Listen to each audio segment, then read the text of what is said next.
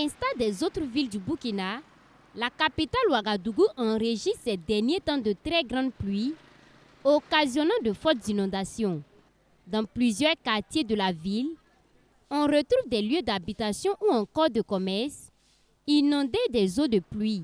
C'est le cas par exemple de cette partie du quartier Tram d'accueil situé dans l'arrondissement 12 de Ouagadougou, où certaines concessions et boutiques ont été envahies par les eaux de pluie, subvenues dans la nuit du 26 au 27 août 2024 selon les témoignages. Même si à notre arrivée ce jour dans la concession de Damiago, les eaux avaient déjà été évacuées, les traces sont encore visibles. À l'hivernage, on a vraiment des problèmes. Je ne sais même pas quoi dire. Parce qu'actuellement, je viens de me réveiller juste parce que jusqu'à 4 heures, j'étais debout pour pouvoir empêcher l'eau. Regardez, vendredi, samedi, dimanche, 2 jours seulement. Et encore une autre grande pluie. Et quand il pleut, toute l'eau qui vient de l'ambassade, tout vient vers nous. Nous souffrons. Nous souffrons. C'est plus loin de soulager les riverains, laisse plutôt des craintes et des désolations.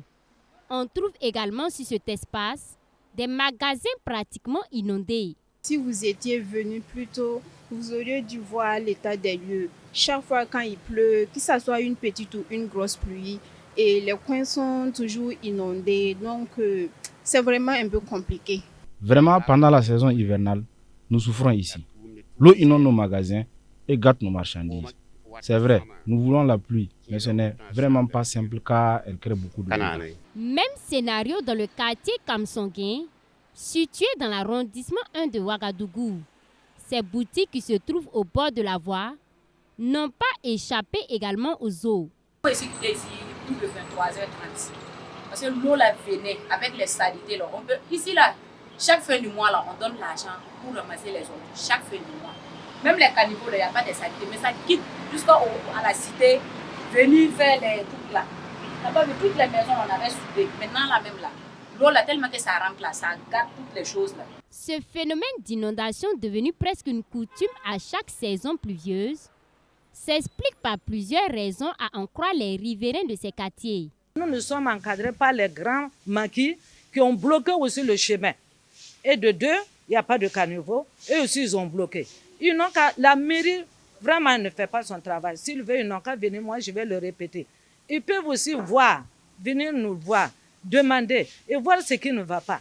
Même si peut-être on peut cotiser un peu, aider l'État pour faire quelque chose. Les raisons de ces inondations, selon moi, sont surtout liées aux canaux d'évacuation qui ne sont pas profonds. Le problème, ce n'est pas d'avoir des caniveaux, mais des caniveaux qui respectent les normes. Quand ils sont petits, les eaux pluviales débordent et viennent envahir nos boutiques. La solution, c'est de vraiment penser à construire des caniveaux qui respectent les normes. Bon, même s'il y a des caniveaux, on peut dire qu'ils sont stockés par les ordures que les gens jettent souvent. Donc, il faut qu'on essaie un peu d'évacuer pour permettre que l'eau puisse passer. Il faut alors anticiper pour éviter le pire. C'est du moins l'avis de ces riverains. Mais à qui revient la responsabilité? Les réponses à cette question sont partagées entre autorités municipales, responsabilités individuelles et collectives des riverains. Et il n'y a rien à faire d'autre, c'est tout simplement des caniveaux. Donc vraiment, je demande, je supplie l'État, je supplie la mairie, je supplie tout le monde, tous ceux qui peuvent nous aider. Dire que la mairie ne fait rien, c'est une mauvaise foi. La mairie a d'autres problèmes à régler. Donc nous-mêmes, nous devons jouer quelquefois le rôle de la mairie et s'organiser afin de curer les caniveaux, car notre bien-être en dépend. Il faut qu'on arrête d'attendre tout de la mairie. Nous-mêmes, nous devons prendre les devants et si la mairie elle-même veut, va venir nous accompagner. Pendant la saison de l'hivernage, les inondations urbaines sont un problème majeur dans la capitale du Burkina Faso.